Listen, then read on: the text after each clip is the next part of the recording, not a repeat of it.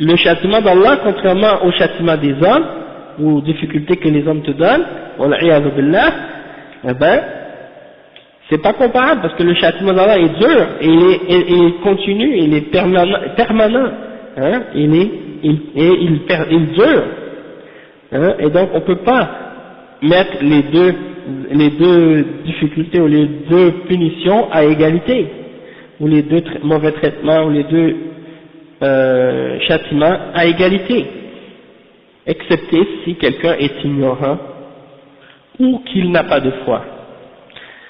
C'est comme par exemple une femme, elle commence à dire moi je vais mettre le jilbab, je vais commencer à porter le hijab comme il faut, hein, pas le petit foulard avec les jeans, hein, le petit foulard pour cacher mes cheveux, puis en bas je mets qu'est-ce que je veux, hein, donc je mets des vêtements moulants, hein, des talons, puis je marche dans la rue avec les jeans et puis je dis je porte le voile. Hein? Donc quand un jour elle se réveille et commence à réaliser qu'elle dit ah mais non ça fait pas de sens, les hommes ils voient mon corps, je continue quand même à faire la fitna, ça c'est pas un voile islamique, et je vais commencer à être sincère avec mon créateur et je vais me voiler comme il faut. Hein? Donc là il se voile, elle décide de se voiler, elle met le jilbab, hein, et elle se couvre au complet de la tête aux pieds, avec un long voile qui part du dessus de sa tête jusqu'à ses orteils. On voit rien d'elle maintenant, c'est fini. Et là, elle marche dans la rue, et elle sort comme ça. Bon, sa famille commence à lui donner des problèmes. Mais pourquoi tu fais ça? Pourquoi tu t'habilles comme ça? Mais tu t'habilles comme ça? Mais non, c'est pas bon, tu vas avoir des problèmes, tu vas avoir des difficultés, tu vas faire ci, tu vas faire ça. Là, elle sort dehors, les koufars ils l'insultent, les gens ils l'insultent, commencent à lui dire des remarques, des mauvais commentaires. Elle rentre à des endroits, les gens la regardent mal, ils font des remarques. Elle revient à la maison, sa famille commence encore à lui dire des choses. Après quelque temps, elle dit ah ça c'est trop, j'en peux plus. C'est trop difficile, cette situation, je vais enlever. Là, elle décide de l'enlever. Là, ça veut dire quoi? Elle a mis le châtiment le comportement de ces gens-là, elle les a mis à égalité avec le châtiment d'Allah, comme si les deux étaient équivalents. Hein? Alors que le châtiment d'Allah est plus grand. Elle n'a pas pensé à ça. Elle n'a pas pensé au châtiment d'Allah. Elle a juste pensé aux difficultés puis aux remarques que les gens lui donnent dans cette vie. Et donc elle a abandonné l'obéissance d'Allah pour obéir aux gens qui lui demandent de ne pas obéir à Allah subhanahu wa ta'ala. Et donc ça c'est un exemple de ce verset-là.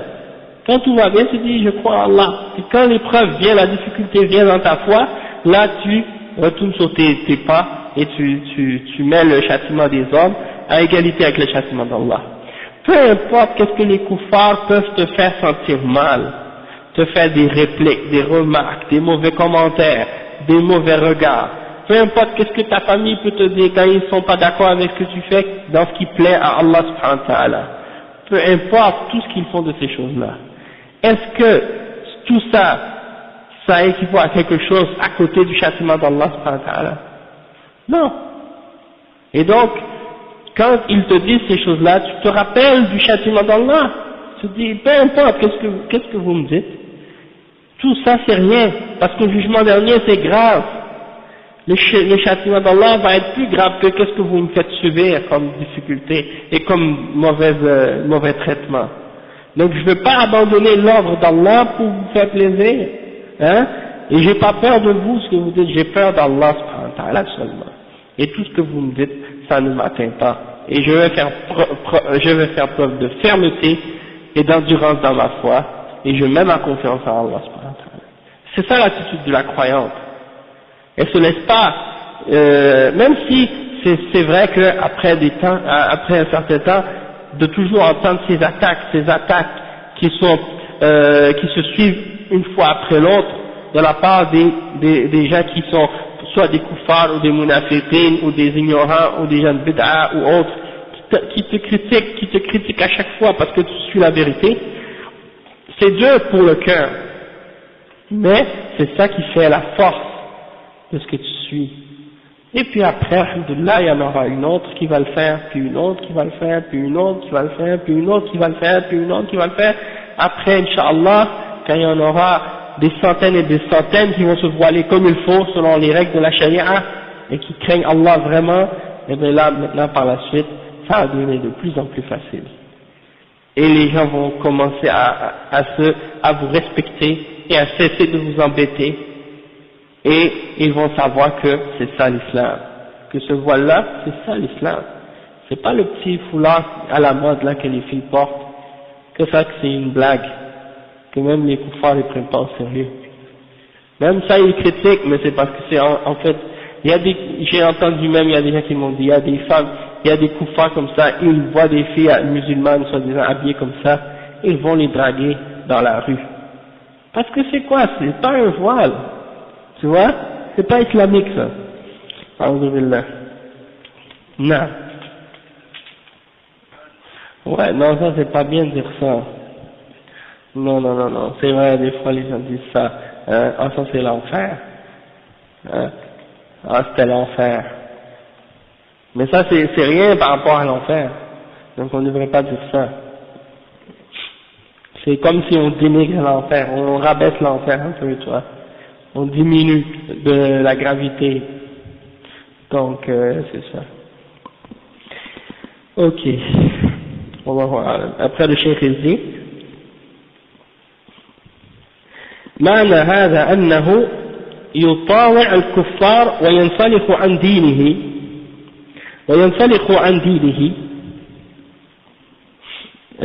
فينسلخ من دينه لأنه ليس له دين أصلا وإنما يتظاهر به فإذا جاءت المحن وانكشف تبين له أنه ليس في قلبه إيمان أو كان في قلبه إيمان ضعيف ثم زال ولئن جاء نصر من ربك ليقولن إنما كنا معكم. Ça veut dire que, le cheikh dit ça veut dire que lorsque la personne elle a eu cette épreuve, là elle obéit au kuffar, là, comme l'exemple de la femme que je parlais tout à l'heure, qui n'a pas supporté l'épreuve et la difficulté, qu'est-ce que les gens lui disent à cause de son djilbab, eh ben elle l'a enlevé. Du coup qu'elle l'a enlevé, qu'est-ce qu'ils disent les kuffars, qu'est-ce qu'ils disent les munafiqin? Ah mais t'es bien mieux comme ça, ah mais t'es plus belle comme ça, regarde qu'est-ce que t'es beau, il faut montrer ce que Dieu t'a donné, a'udhu billah. C'est comme ça qu'ils parlent les kuffars et les shayatin al-ins. Ah mais là c'est bien, les kuffars maintenant ils te donnent un emploi, ils t'ouvrent les portes de l'école, ils te donnent un travail, maintenant ils te font tout, c'est comme si comme une porte ouverte vers l'enfer. Tu t'imagines, ah ça c'est le succès, ta famille te dit, ah mais oui là ça c'est bien, tu vas trouver un bon travail, tu vas trouver un bon mari, tu vas trouver un gars qui va vouloir te marier parce qu'il va voir que c'est une femme attirante dans la rue. Donc c'est des exemples comment les gens sont tentés par la dunya de suivre leur passion et de suivre le shaitan parce qu'on leur promet plein de belles choses dans la désobéissance. Et la vie des croyants semble tellement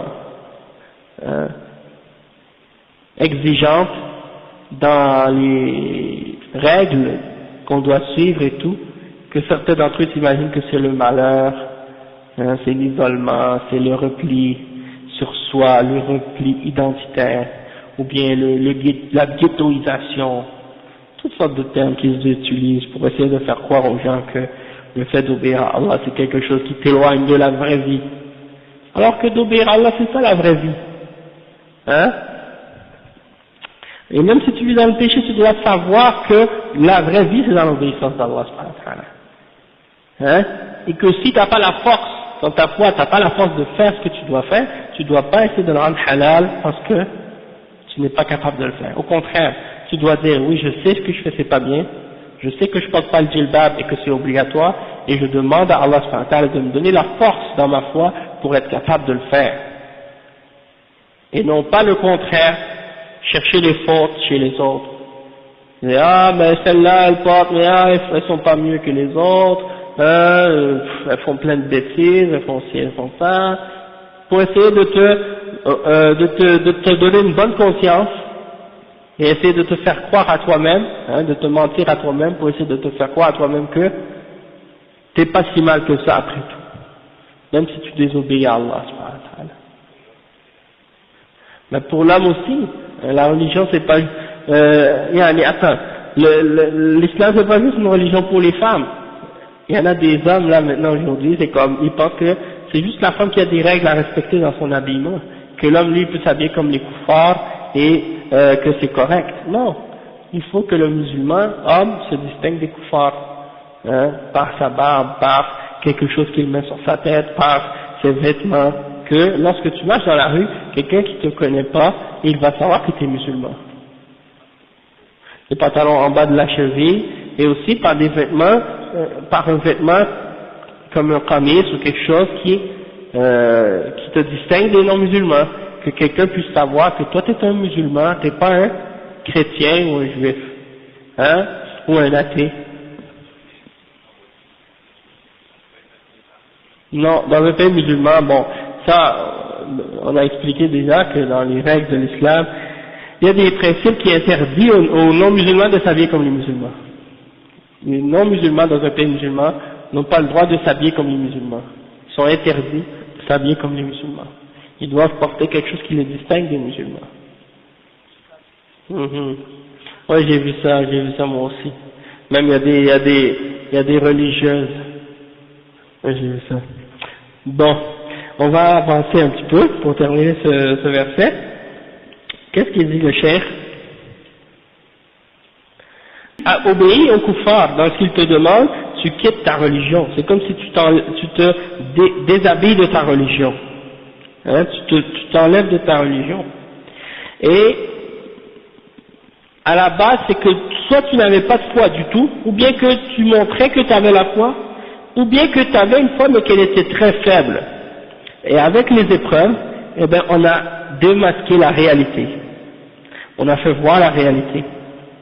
Et le cheikh il dit, et si une victoire venait de ton Seigneur, il dirait, n'étions-nous pas avec vous, hein? Et si une victoire venait de ton Seigneur, ces gens-là diraient, on était avec vous,